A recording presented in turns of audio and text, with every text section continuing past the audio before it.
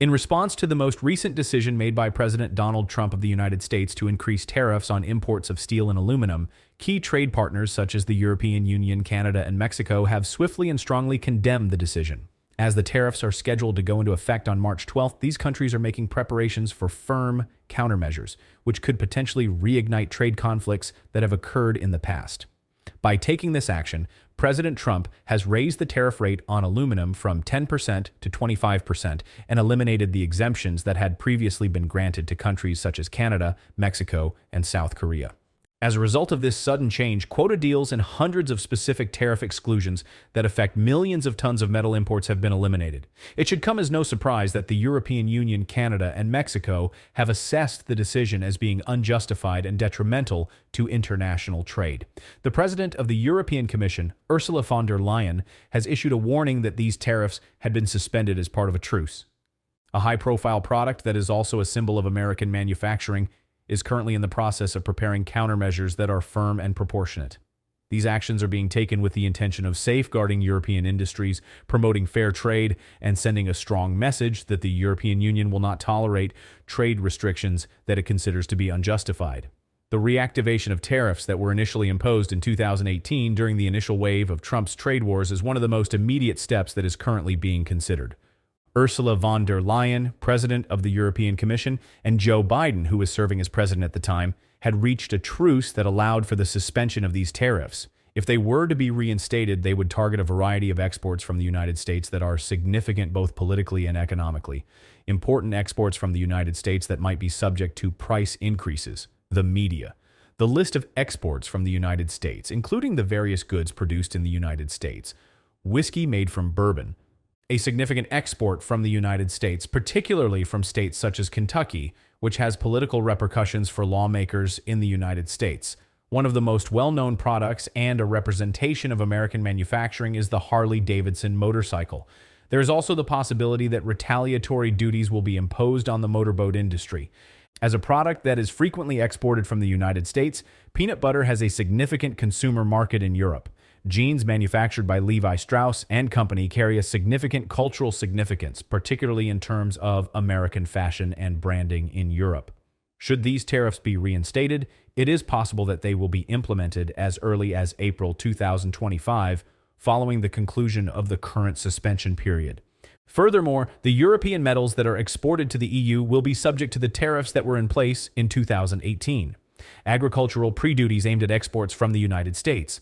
It has been reported that the European Commission has compiled a list of American goods with a total value of 4.8 billion euros, which is equivalent to $5.2 billion, that could be subject to tariffs ranging from 25% to 50%.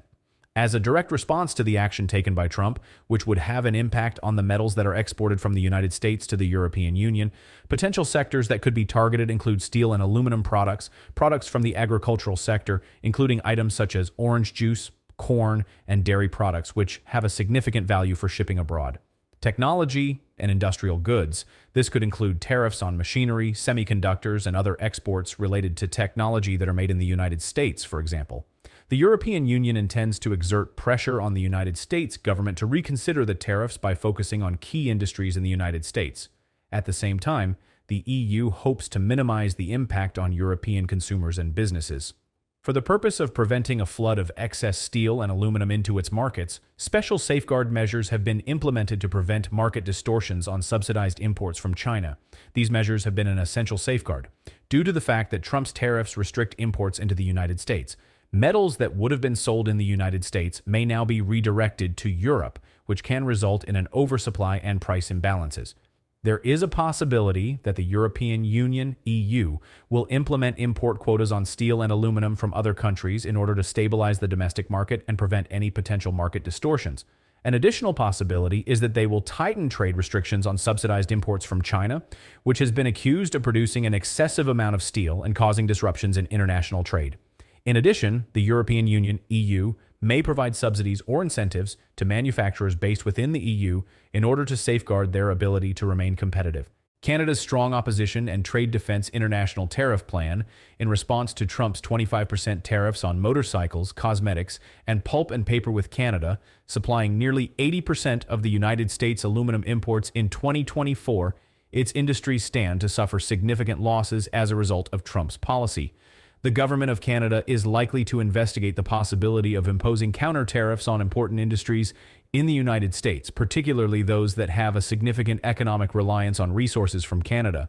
There is also the possibility that Canada will decide to reactivate its initial tariff plan in response to the 25% tariffs that Trump has imposed on Canadian goods. Tariffs of 25% will be imposed on exports from the United States that are worth $155 billion.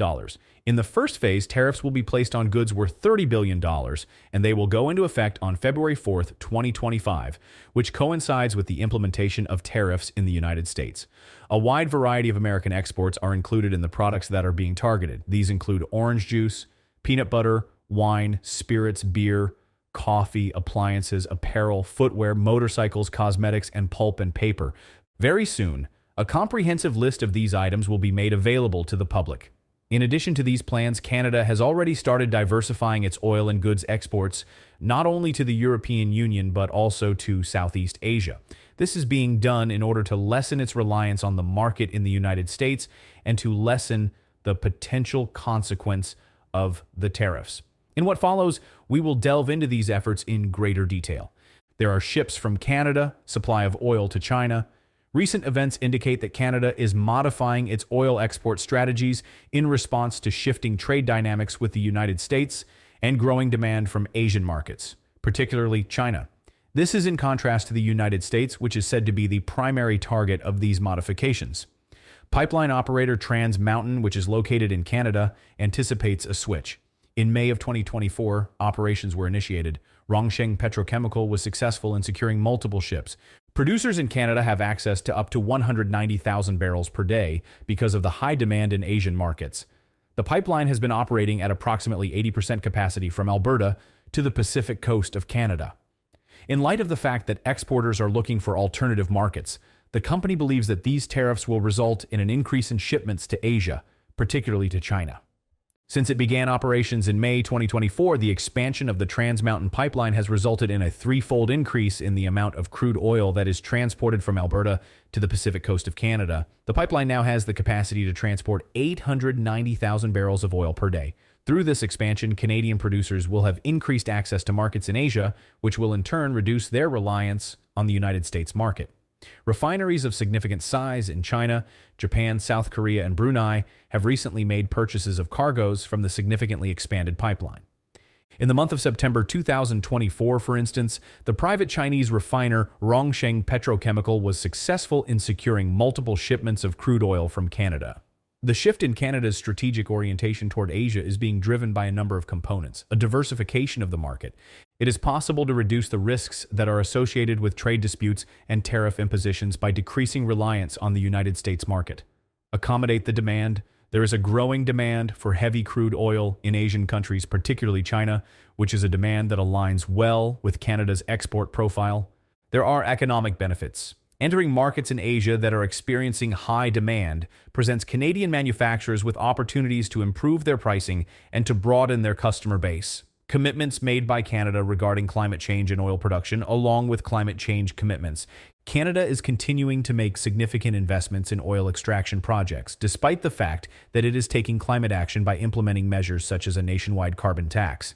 Due to the fact that it enables increased oil exports to global markets, particularly China, the Trans Mountain pipeline has come to represent this apparent contradiction. These investments, according to critics, undermine Canada's targets for reducing emissions and highlight the difficulty of striking a balance between economic growth and environmental commitments.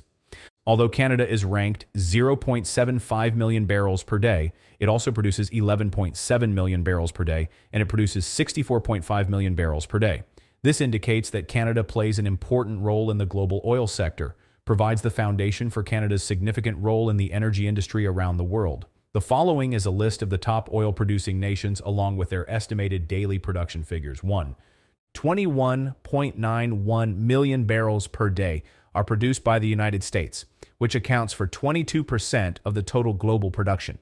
2.113 million barrels per day, which is equivalent to 11% of the total. 3.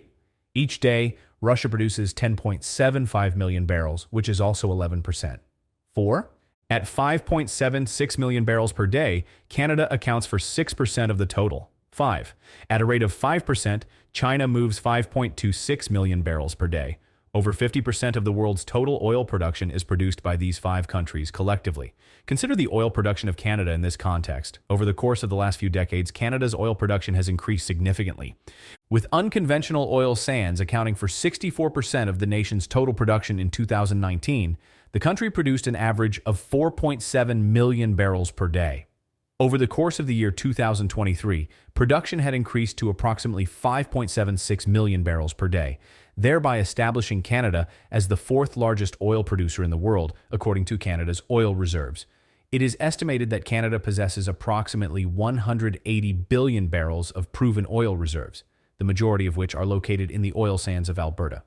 This makes Canada the 3rd largest proven oil reserve in the world. This enormous reserve base is the foundation upon which Canada's significant role in the energy landscape of the world is built. A significant portion of the oil that is produced in Canada is made available for export. The amount of crude oil that was exported each day reached a new high of 4 million barrels in 2023, which was equivalent to 81% of the total production. It is important to note that the United States received 98% of these exports, which highlights the interconnected nature of the energy market in North America. The economy of Canada's exports is diverse and encompasses a number of different countries. With the exception of gold, diamonds, and platinum, the primary destination for these exports is mines. This is because the industry is strengthened by these exports, which cover a wide range of industrial and technological includes. Approximately $143.43 billion was the value of a wide variety of products that fall under the category of telecommunications devices. These products constitute a significant portion of the country's total revenue from exports. Oil in its crude form, petroleum gas, and refined petroleum products are all included in this category. The United States of America continues to be the primary destination for these exports, which ultimately helps to strengthen the integrated energy market in North America. Vehicles. The automotive industry is a significant driver of exports from Canada, and in 2023, vehicles will generate approximately $63.68 billion in revenue from exports. This encompasses compact cars, sport utility vehicles, and light trucks. The majority of these automobiles are manufactured in the provinces of Ontario and Quebec, with a significant portion being shipped to the United States. Machinery, including boilers and nuclear reactors, among other things. Machinery exports, which encompassed a wide variety of technological and industrial equipment, were responsible for approximately $42.46 billion of Canada's total export revenue in the year 2023. Equipment for agriculture, mining, and manufacturing in Canada is included in this category, which reflects the country's strengths in the manufacturing sector. Due to the abundance of mineral resources in Canada, the country has become a leading exporter of precious stones and metals, with exports estimated to be worth approximately $26.74 billion through the year 2023. This encompasses precious metals such as gold, diamonds, and platinum, which are primarily extracted from the earth in regions such as Ontario, Quebec, and the northwest of Canada. The demand for these commodities is extremely high all over the world, particularly in specific markets such as the United States of America, the United Kingdom, and Hong Kong. Electrical and electronic equipment. The value of the export of electrical and electronic equipment in 2023 was approximately $16.01 billion. This includes everything from consumer electronics to industrial devices. A wide variety of products, ranging from electronic components to telecommunications devices, are included in this category. These products are utilized in a variety of applications. The United States of America and Mexico are 2 of the most important export destinations, and they are supported by trade agreements such as the Canada-United States-Mexico Agreement, which is also referred to as CUSMA. Take a moment to pause for a moment. We would like to ask you for a small favor if you have enjoyed the video up to this point. The act of clicking the like button enables us to communicate with a larger number of people, and the dissemination of your thoughts and feedback in the comments section has an even greater impact. I appreciate your viewership. All right, let's get back into it. Despite the fact that Canada's imports from China amounted to approximately $62.1 billion, the country managed to run a trade deficit of $36.7 billion. The total value of Canada's exports to China in 2023 was approximately $22.6 billion, with key commodities making significant contributions to this trade. This is a comprehensive breakdown of the major export categories, which include oilseeds and oleaginous fruits, which together amount to $3.84 billion.